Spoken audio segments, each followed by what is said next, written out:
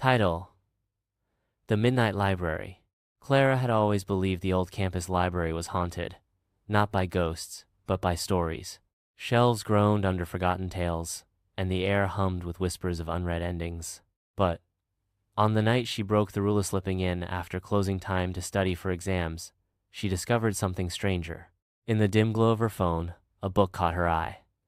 It sat alone on a dusty lectern, bound in cracked leather with a silver lock. No title, curiosity prickling. Clara touched the lock, and it sprang open with a click. The first page was blank, so was the second. Frustrated, she flipped faster until the world lurched. Wind. Clara stumbled, the library gone. She stood now in a sun-drenched field, the sky a impossible violet. Before her loomed a crumbling castle, its towers wrapped in thorned vines. A boy her age burst from the gates, clutching a sword. Finally, he shouted, "You're late." "Late for what?" Clara sputtered. "To finish the story." He tossed her a dagger. "I've been stuck here forever." His name was Leo, and he'd opened the same book in 1987. The rules, he explained, were simple. Live the tale, survive the ending, or remain trapped. But this story had no text, just empty pages that filled as they moved.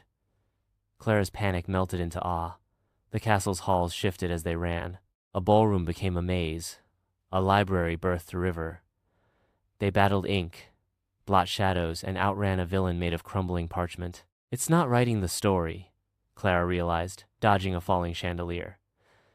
"It's reading us," Leo grinned. "Took me 30 years to figure that out." In the final chamber, they faced the book's heart-out pulsing, glowing quill. The villain, a skeletal scribe, hissed, "Endings are prisons. Stay, and write yourselves immortal." Clara hesitated. Leo gripped her hand. "Stories should end," he said, "or they're just prisons." Together, they shattered the quill.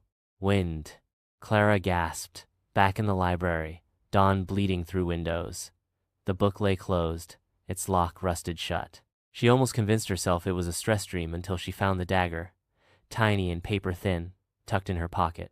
The next morning, a new student arrived on campus. His name was Leo, transferred from a university closed decades ago. When their eyes met in the hallway, he smirked and tossed her a folded note. "Still late. Coffee?" And Clara knew some stories never really end.